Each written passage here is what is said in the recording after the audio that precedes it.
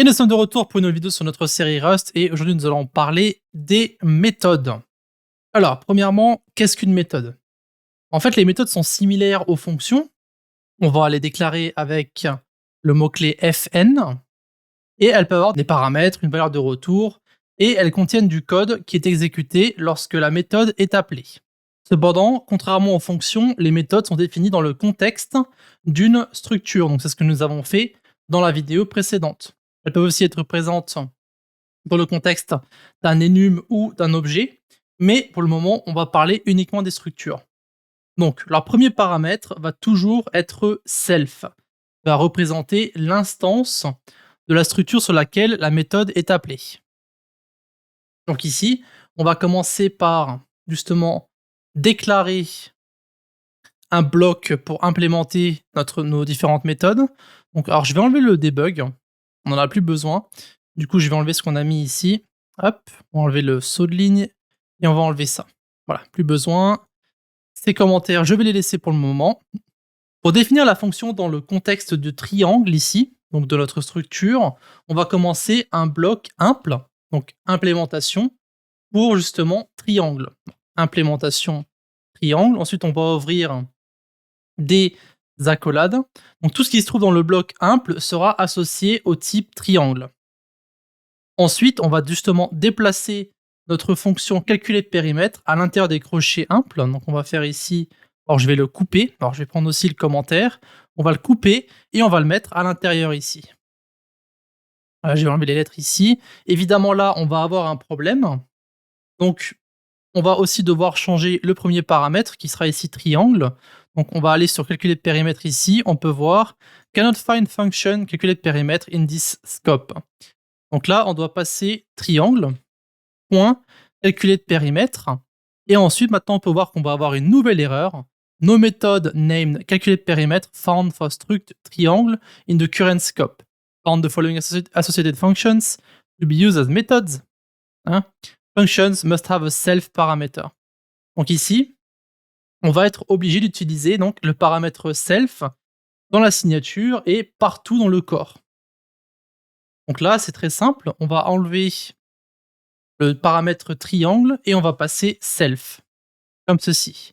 Et du coup, maintenant, ici, triangle va devenir self. Self.base, self.side, etc., etc.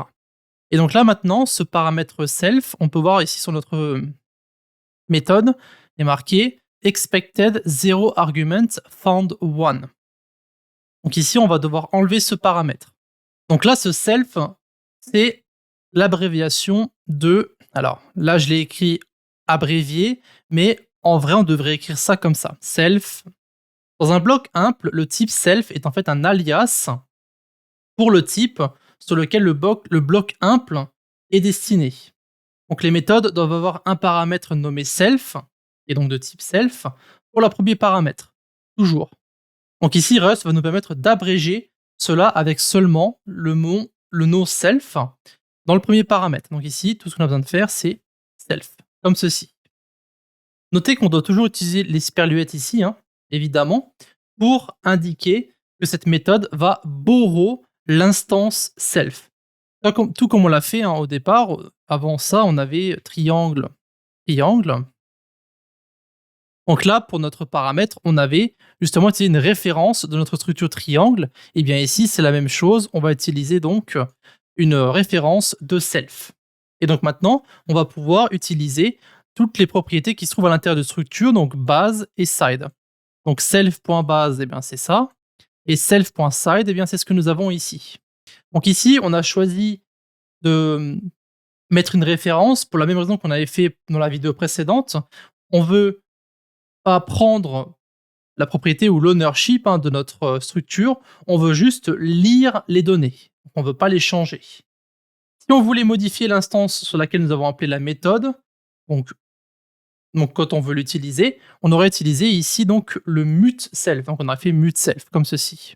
Donc là évidemment ce serait un peu différent parce qu'on pourrait modifier les valeurs à l'intérieur. Ici cependant, vu qu'on veut uniquement les lire, on met juste esperluette self. C'est quoi la différence entre une fonction et une méthode? La principale raison d'utiliser des méthodes au lieu des fonctions, donc en plus de fournir une syntaxe qui est plus simple à lire, que nous avons ici, c'est une question d'organisation. On a en fait rassemblé toutes les choses que nous pouvons faire avec une instance d'un type dans un seul bloc, plutôt que justement obliger les futurs utilisateurs de notre code à rechercher toutes les fonctions et tout ce qui va appartenir à notre structure. Donc là, on a implémenté triangle, notre structure, et on va mettre toutes les méthodes au même endroit. Donc là, on peut s'amuser à faire plusieurs choses, hein. On peut utiliser une méthode qui va vérifier si la base est plus grande que le côté, par exemple. Donc implémenter ça, pardon, on va mettre ici fn. Donc là, on va utiliser un booléen. On va mettre is base greater than side, par exemple, hein. On utilise self comme paramètre. Ici, ça va renvoyer un booléen. Et à l'intérieur, on va utiliser donc self.base. Est-ce que self.base est plus grand que self.side? Et donc après, ça, on peut l'implémenter. Je vais mettre ici un autre println. Et on va mettre la base est plus grande que les côtés. Et là, on va demander si c'est vrai ou faux. Et du coup, on passe triangle.isBase greater than side. Alors, si vous nommez une méthode qui a le même nom que un des noms que vous avez ici, donc si vous nommez une fonction base, par exemple, ici, une méthode, vous avez toujours les parenthèses à la fin. Donc, si c'est une des propriétés, donc base, que vous voulez utiliser, donc si vous utilisez triangle.base, par exemple, comme c'est le cas ici, hein, triangle.base, la différence, c'est que sur un élément, vous n'avez pas de parenthèse, et sur une méthode, une fonction, vous avez des parenthèses. Et en plus, votre éditeur de code va aussi changer la couleur en fonction de l'un et de l'autre. Donc c'est assez simple à reconnaître ici. Donc la base est plus grande que les côtés. Hop, on va lancer notre code. Et maintenant, on peut voir la base est plus grande que les côtés. False. Donc évidemment, la base n'est pas plus grande que les côtés, mais si je descends side à 12, par exemple ici, et que je run, on peut voir maintenant la base est plus grande que les côtés, et c'est true. Ce qui est vrai, hein, bien sûr. Maintenant, on va essayer de créer un deuxième triangle. Donc je vais renommer le triangle ici. Alors on va faire CTRL F, on va match case pour juste changer le triangle et pas les triangles qui sont en majuscule. Et je vais tout renommer en first triangle. On pourrait faire F12 aussi, ça revient exactement au même. Du coup, là, on a changé tous les triangles en first triangle, donc ici, ici, ici, ici. Et je vais créer un deuxième triangle. Je vais l'appeler second triangle. Celui-là, je vais mettre 22 en base et 25 en side. Donc là, les sides sont plus grands, hein. Donc si on fait la base est plus grande que les côtés et que ici on met le second triangle, on peut essayer. Si on fait run, on verra que la base est plus grande que les côtés. Si ici, ça renvoie bien false correctement. Et donc maintenant, si je crée une autre méthode et j'ai envie de comparer justement nos deux triangles, je vais faire fn is triangle bigger. Donc si je mets self, et ça renverra un booléen.